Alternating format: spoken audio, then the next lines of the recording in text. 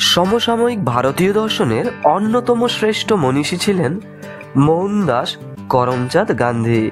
গান্ধীজির বিভিন্ন মতবাদের মধ্যে অন্যতম হল সত্যই ঈশ্বর এই মতবাদটি।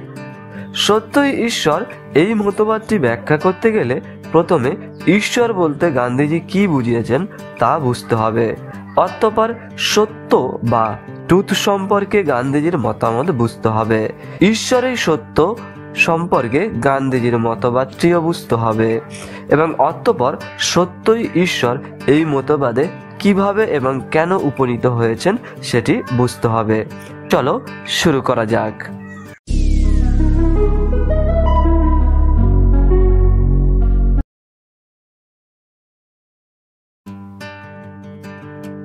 গান্ধীজি বাল্যকাল থেকেই গীতা, রামায়ণ এবং বৈষ্ণব ও জৈন রচনাবলী ও গ্রন্থ পাঠ করেছিলেন। পরবর্তীকালে তিনি খ্রিস্টান ও ইসলাম ধর্মগ্রন্থ পাঠ করেন। এই সবগুলি বিষয় গান্ধীজির ঈশ্বর বিষয়ক ধারণা গঠন করতে সাহায্য করে। তিনি মূলত বৈষ্ণব সম্মত ঈশ্বরের ধারণা পোষণ করতেন। বৈষ্ণব ধর্মে আবার বেদ ও উপনিষদের প্রামাণ্য স্বীকার করা হয়েছে, তবে বৈষ্ণব ধর্মে অদ্বৈত সম্মত নির্গুণ ব্রহ্ম স্বীকার করা হয়নি।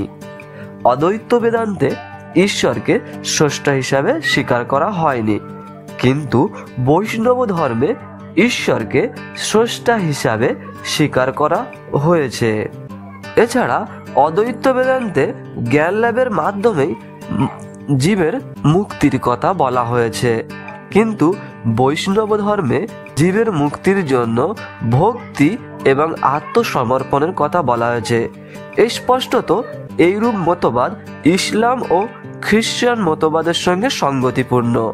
বৈষ্ণব ধর্মে বলা হয়েছে ঈশ্বর হল জগতের স্রষ্টা এবং তিনি মানুষের সঙ্গে ব্যক্তিগত সম্পর্কে যুক্ত, অর্থাৎ তিনি মানুষের সুখ দুঃখ ইত্যাদি শুনে থাকেন, অভিযোগ শুনে থাকেন এবং ঈশ্বর প্রাপ্তির জন্য বা মুক্তির জন্য প্রয়োজন হল ঈশ্বরের প্রতি আত্মসমর্পণ এবং ভক্তি।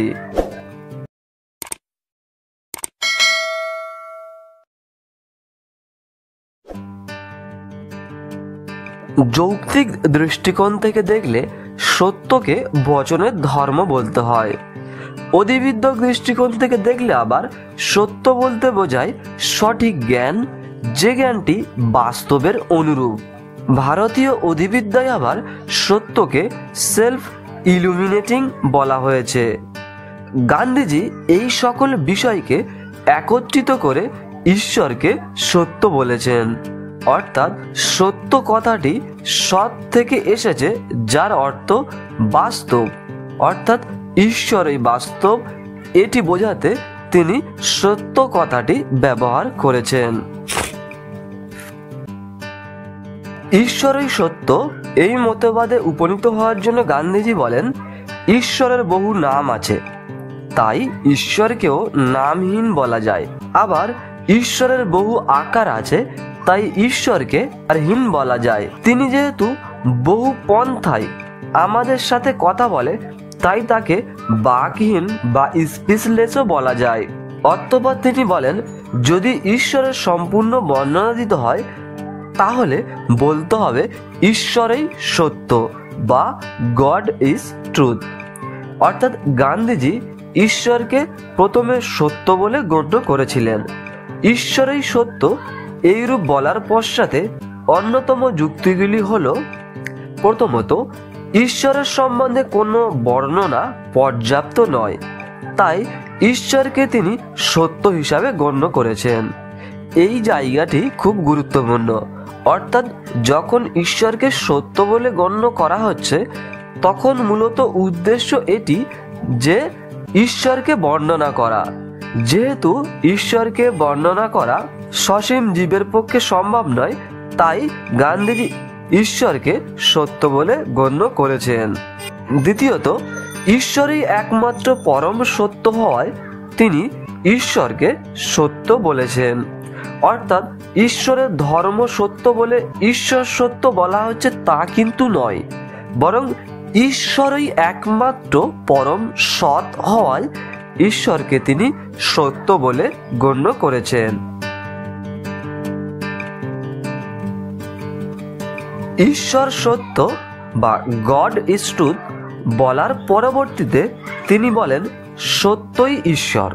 তিনি বলেন ঈশ্বরই সত্য। এইরূপ বক্তব্যের পরবর্তীতে সত্য নিয়ে দীর্ঘ অনুসন্ধানের পরে আমি সিদ্ধান্ত করি যে সত্যই ঈশ্বর। আপাত দৃষ্টিতে ঈশ্বরই সত্য এবং সত্যই ঈশ্বর উক্তি দুটোই একই ধরনের মনে হলেও এই দুটির মধ্যে বিস্তর পার্থক্য বিদ্যমান।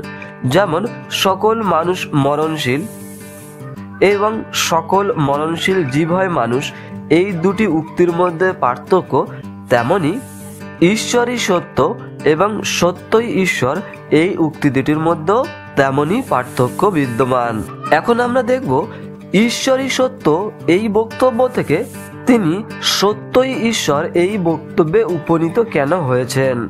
গান্ধীজি সত্যই ঈশ্বর এই মতবাদে উপনীত হওয়ার জন্য একাধিক যুক্তি প্রদর্শন করেছেন। প্রথমত তিনি বলেন ঈশ্বর শব্দটি অস্পষ্ট দ্বার্থক।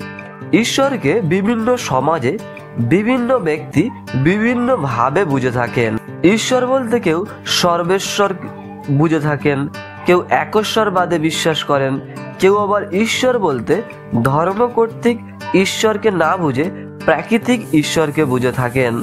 অন্যদিকে সত্য কথার স্পষ্ট তাৎপর্য বিদ্যমান।